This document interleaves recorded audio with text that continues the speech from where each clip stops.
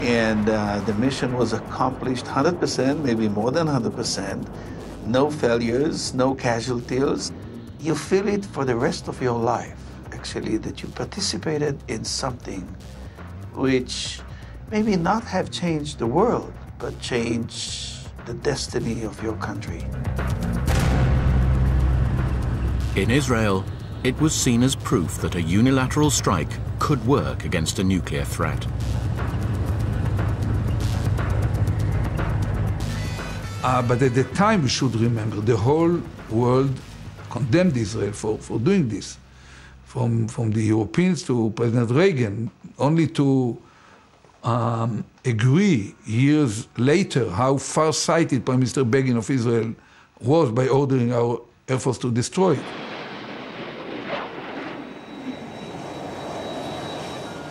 As Israel's latest generation of pilots passes out, some Israelis are calling for another preemptive strike.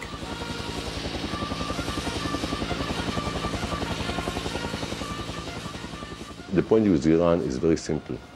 Iran is determined at this moment to achieve nuclear capabilities. It has the scientific infrastructure, it has the resolve and the money. And it's not easy to stop Iran.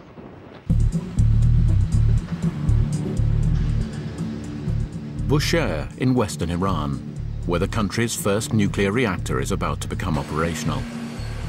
Iran says the use of atomic technology to generate power is permitted under international treaty, but Israel's military elite is growing increasingly alarmed.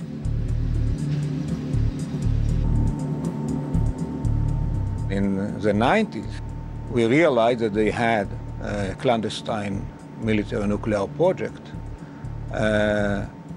What for? It's not for energy, it is not for self-defense. So we identified the first signs of early warning regarding to Iranian nuclear capability. Israeli intelligence have kept a close watch on the inheritor of this long-term project, Mahmoud Ahmadinejad, since he came to power last year. They know relatively little of his early life. He trained as a civil engineer, and after Ayatollah Khomeini came to power, he joined the Revolutionary Guard.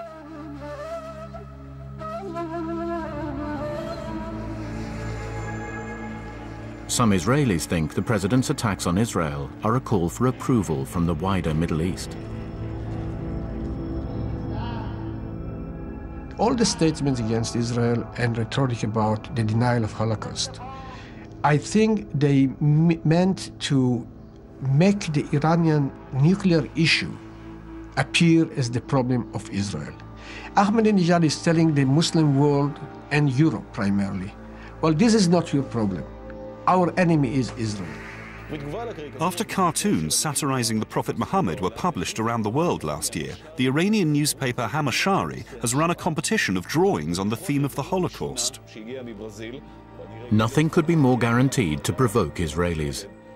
It's perceived as a deliberate insult to their most sensitive history, and it follows several very public denials of the extermination camps by President Ahmadinejad himself. He says the Holocaust didn't happen.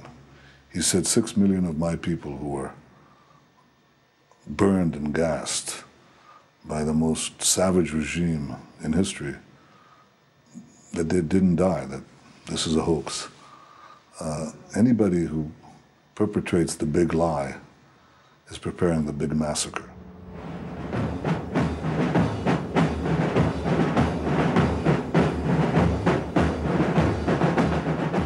Israel has monitored Iran's military ever since the 1979 revolution.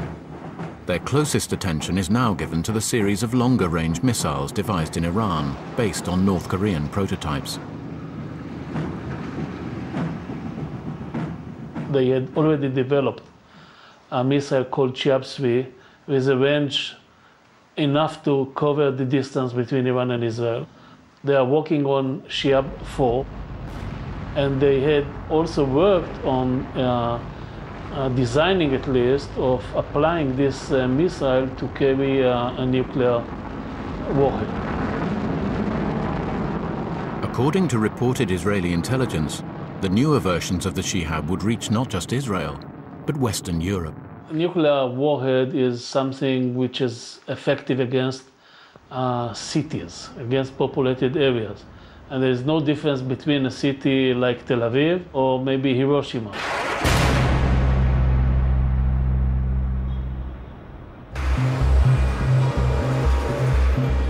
At such moments, Israel turns to its closest ally, which is determined not to allow Iran to have nuclear weapons.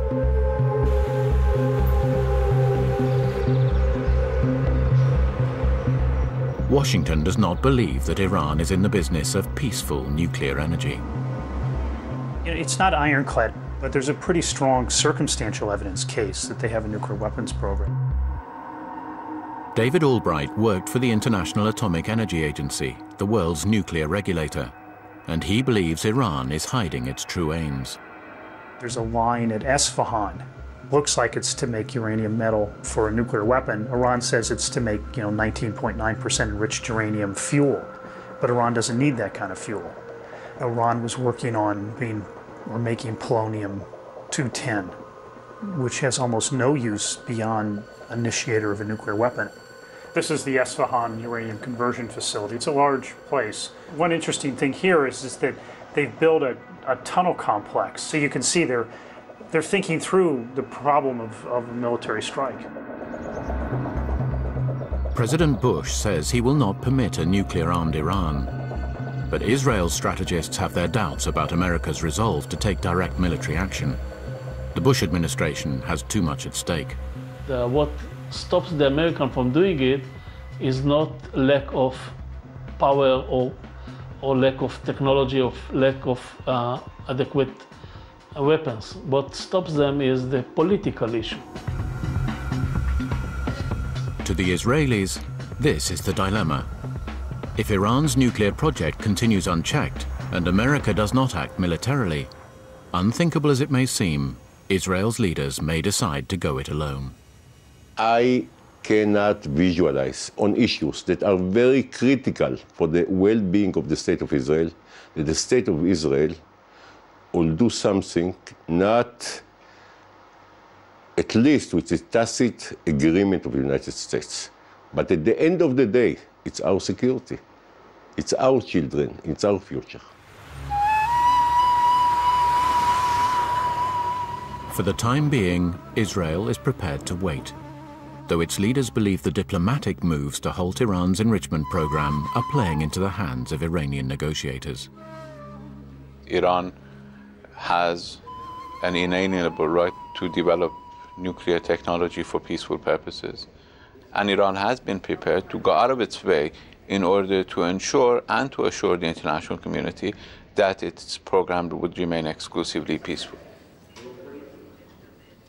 Israel's diplomats are not convinced.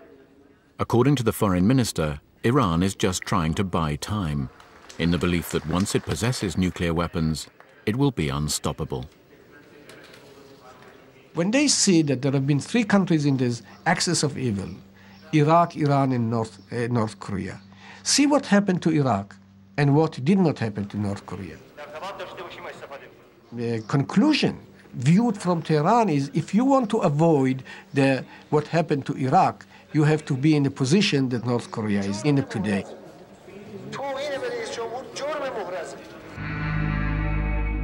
Much depends on Israel's assessment of how far Iran has progressed at Natanz, its heavily guarded uranium enrichment center.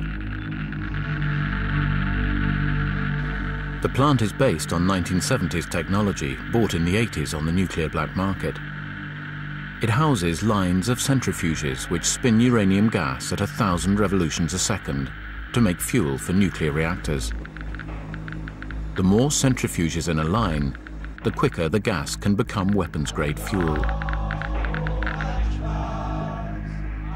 This spring, President Ahmadinejad organized a theatrical set piece to announce a breakthrough to the world.